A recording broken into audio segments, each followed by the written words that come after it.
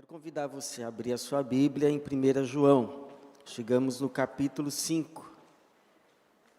Vamos ler a partir do verso de número 1 até o verso de número 13.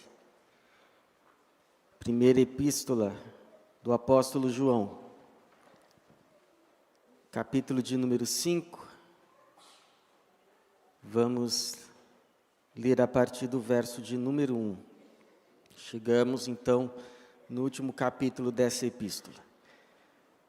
Capítulo 5, a partir do verso de número 1. Todo aquele que crê que Jesus é o Cristo é nascido de Deus, e todo aquele que ama o que o gerou, ama também o que dele é nascido. Assim sabemos que amamos os filhos de Deus, se amamos a Deus e guardamos seus mandamentos, porque o amor de Deus está nisso, em guardarmos seus mandamentos, e seus mandamentos não são um peso. Pois todo que é nascido de Deus vence o mundo, e esta é a vitória que vence o mundo, a nossa fé. Quem vence o mundo, senão aquele que crê que Jesus é o Filho de Deus? Este é aquele que veio pela água e pelo sangue, isto é, Jesus Cristo, não só pela água, mas pela água e pelo sangue. E o Espírito é o que dá testemunho, pois o Espírito é a verdade. Pois os que dão testemunho são três, o Espírito, a água e o sangue, e os três concordam entre si. Se recebemos o testemunho dos homens, o testemunho de Deus é este: Ele deu testemunho de seu Filho. Quem crê no Filho de Deus tem o testemunho em si mesmo. Quem não crê em Deus torna-o mentiroso, pois não crê no testemunho que Deus dá de seu Filho. E o testemunho é este: Deus nos deu a vida eterna, e essa vida está em seu Filho. Quem tem o Filho tem a vida. Quem não tem o Filho de Deus não tem a vida. Eu vos escrevo essas coisas a vós que credes no nome do Filho de Deus, para que saibais que tendes a vida eterna. Obrigado, Senhor, pela Tua palavra que o Senhor fez chegar a nós, palavra registrada nesta epístola, especificamente neste capítulo, e pedimos que mais uma vez o Teu Espírito a revele a nós, a ilumine, abra os olhos espirituais, o entendimento nosso nessa manhã, e semeie a Tua palavra em nossas mentes, corações, e que assim esta palavra encontre lugar e frutifique, fruto de vida eterna, de salvação, que testifique, assegura quem somos em Ti, por meio de Cristo Jesus, para a Tua glória mesmo e para o nosso bem, no nome do Senhor Jesus. Amém. Você já duvidou alguma vez da tua fé? De quem você é, de fato, diante de Deus? Eu já. Na minha juventude, eu fui bastante abordado um período por um grupo religioso que se dizia e se diz cristão, mas ao mesmo tempo esvazia a cruz de Cristo, a suficiência do sacrifício de Jesus na cruz em nosso favor, para a remissão dos nossos pecados. E eu titubeei porque os argumentos tinham a sua lógica. Mas lá no fundo, eu sabia que não era verdade. É mais ou menos isso que acontece com esses primeiros leitores de João, da sua epístola. Eles foram abordados por uma seita que se dizia cristã e que surgiu muito cedo na história da igreja, ainda no final do primeiro século, começo do segundo, quando João, inclusive apóstolo, ainda vivia. Esta seita, que ficou depois conhecida como gnosticismo, negava que Jesus teria vindo em carne, misturava elementos do judaísmo com filosofia grega, platonismo, falava de um certo conhecimento oculto, misterioso, que só alguns iniciados na seita, só um grupo de iluminados podia ter acesso. E então faziam distinção entre cristão e cristão. Haveria então os cristãos espirituais e os cristãos naturais. Cristão mais e cristão menos. E isso gerou muita confusão na cabeça, na mente dos irmãos, porque seriam eles, diante de tudo isso, crentes verdadeiros? E se sim, de que tipo?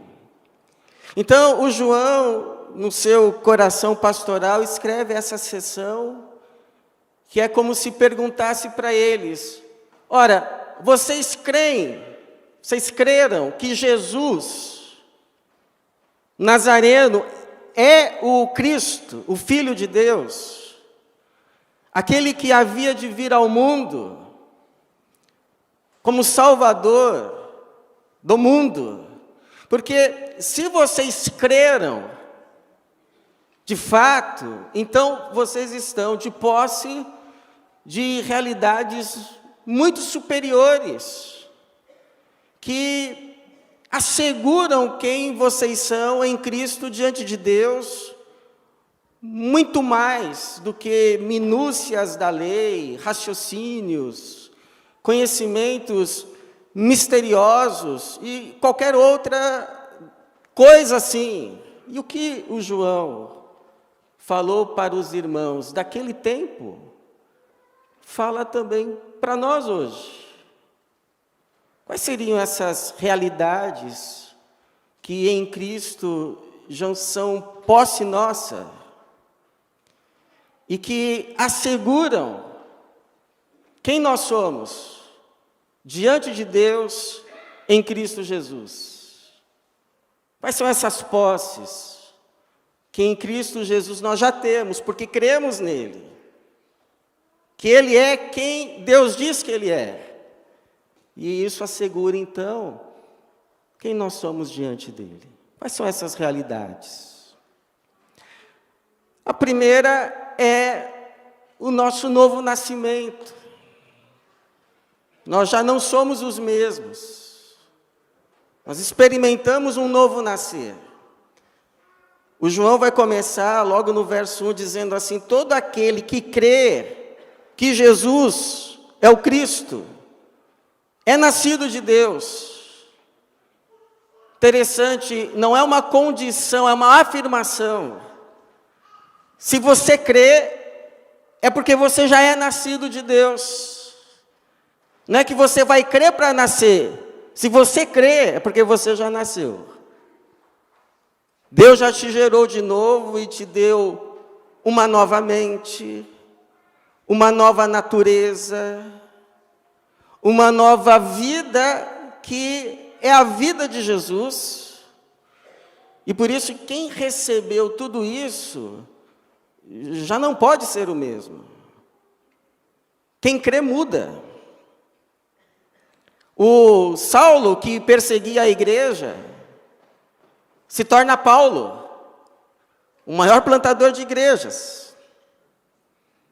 A Maria Madalena, que era completamente endemoniada, porque tinha 7 demônios, se torna liberta, e a discípula mais dedicada, e Jesus faz dela a primeira testemunha da sua ressurreição e primeira anunciadora desse fato. Grande honra.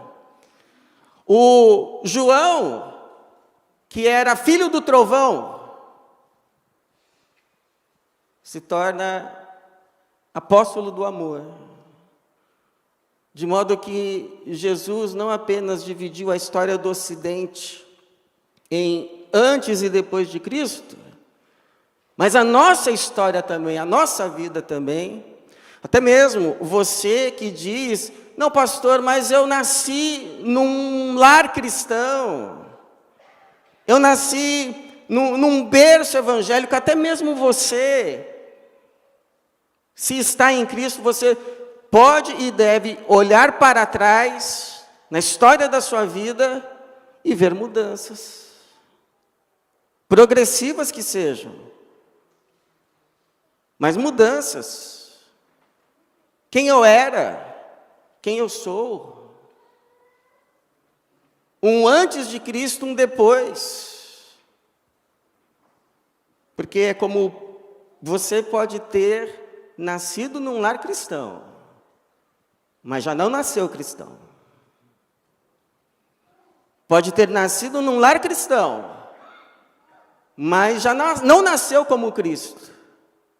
Se está em Cristo, está vindo a ser como diz o Paulo: se alguém está em Cristo, nova criatura é, as coisas velhas já se passaram, e tudo se fez novo, e isso é para todos. Não há exceção. Uma segunda realidade que, por meio da fé em Cristo, nós já temos posse, é a vitória sobre o mundo.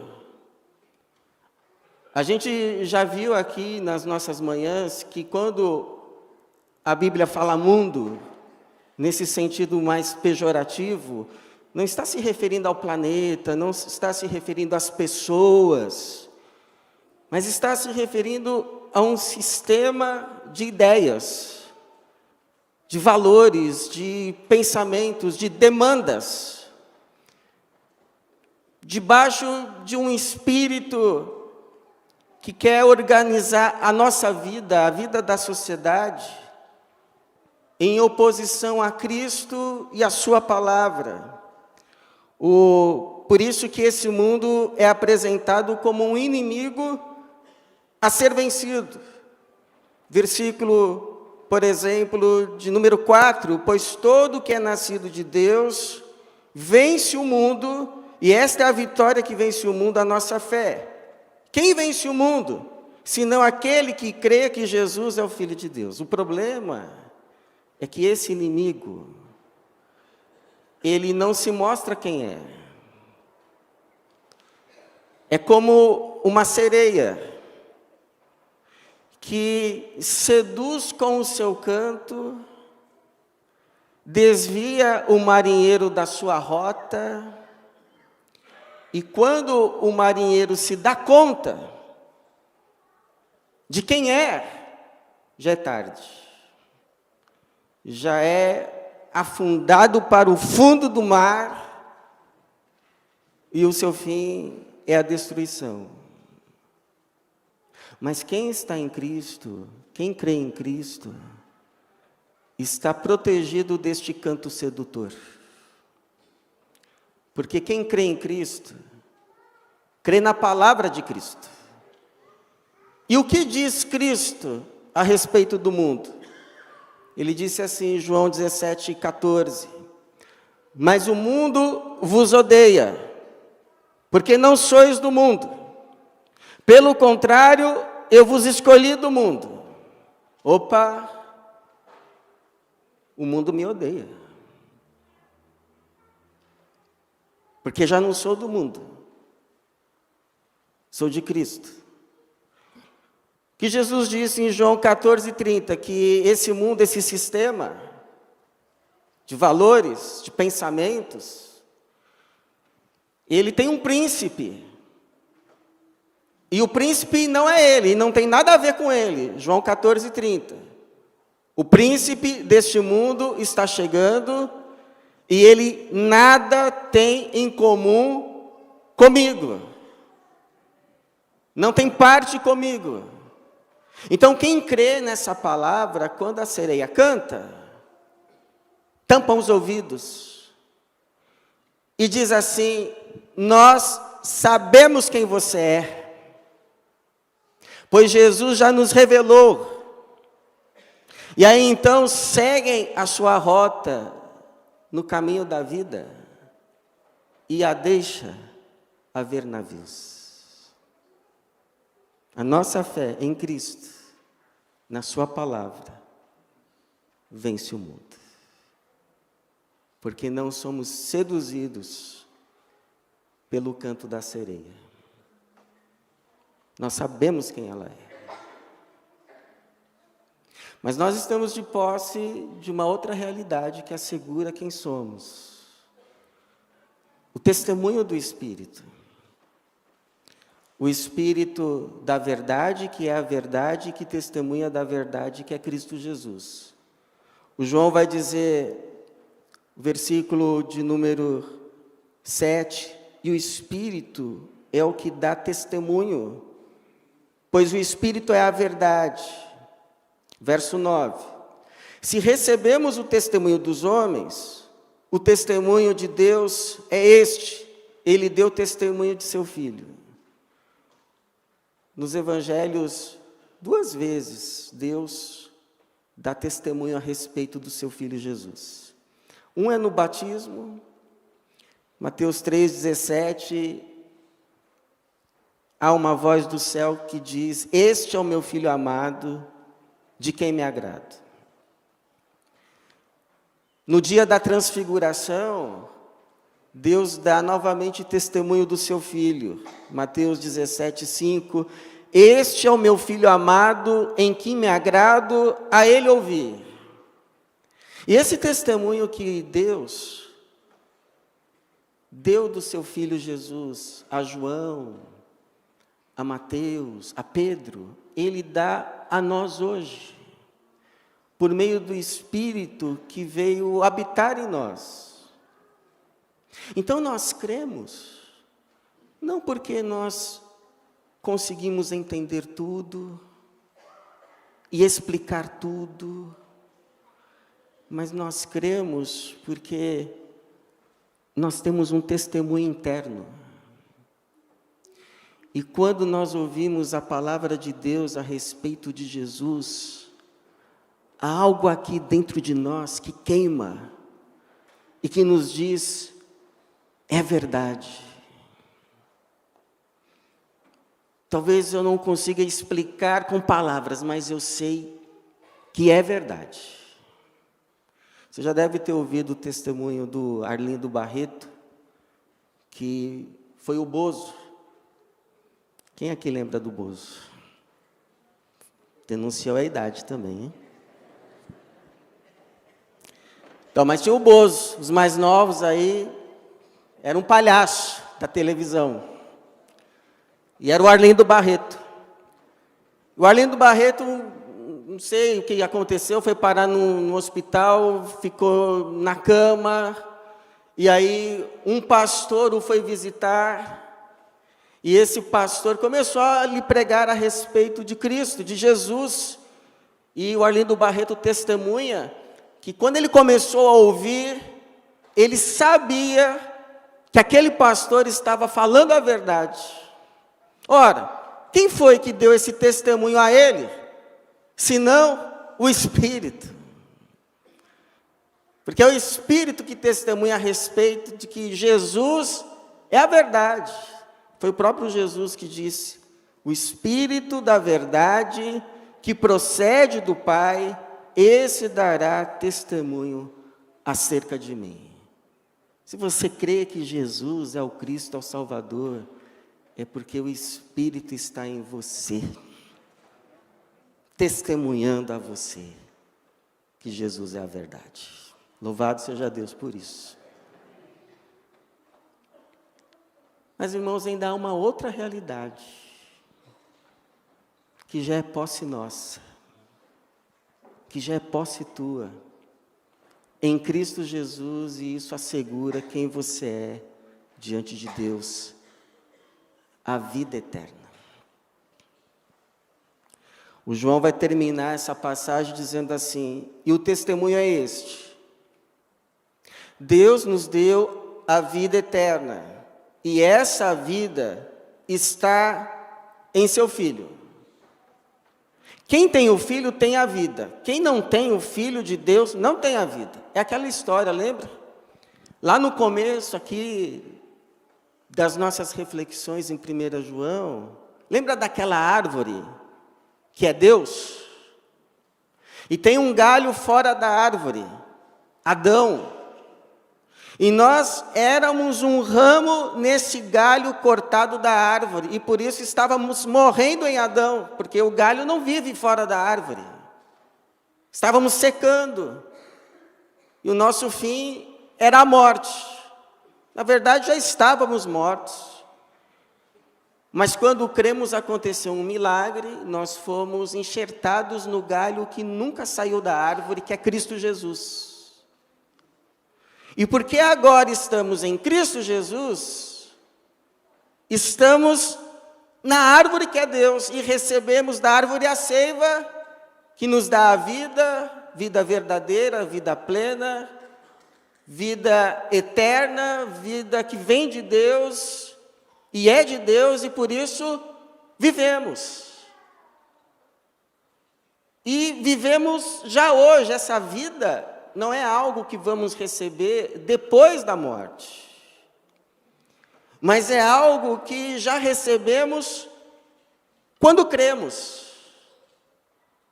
Você veja, o verso 13 vai dizer: eu vos escrevo essas coisas, a vós que credes no nome do Filho de Deus, para que saibais, não diz que terão a vida eterna, não diz, você que crê em Jesus, saiba, você terá a vida eterna. Não diz isso. O que diz aí na sua Bíblia?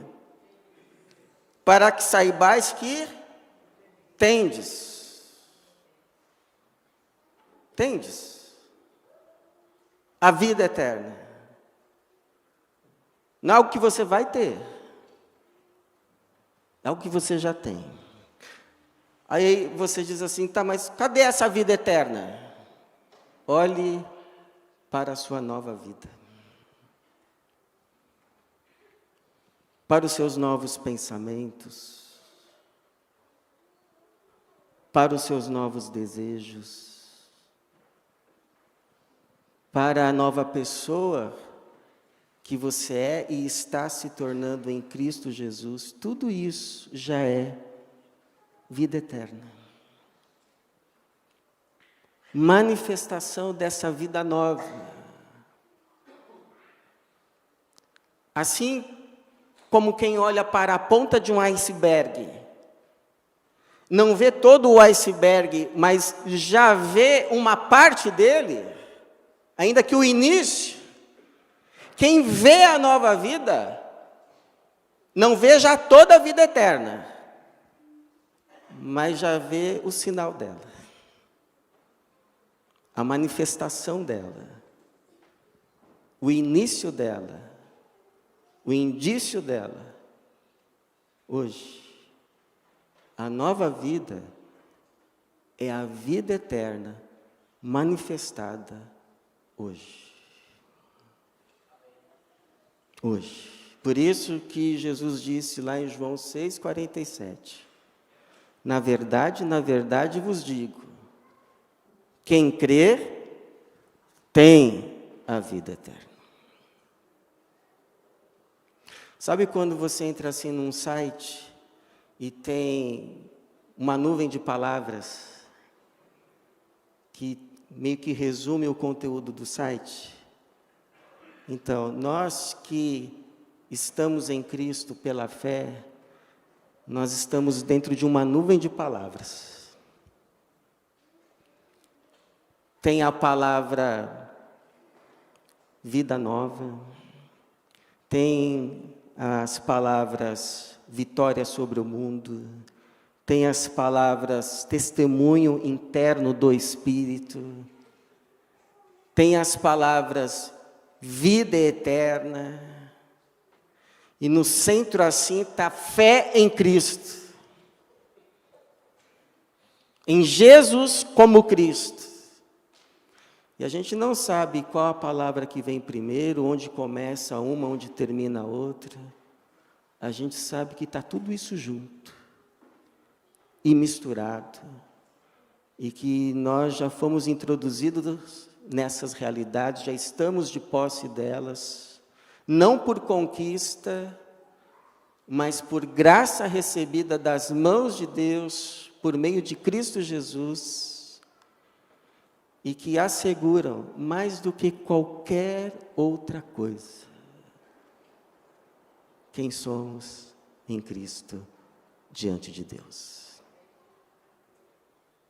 Por isso, a Ele, e tão somente a Ele, toda a glória, toda a honra e todo o louvor, hoje e para sempre. Amém.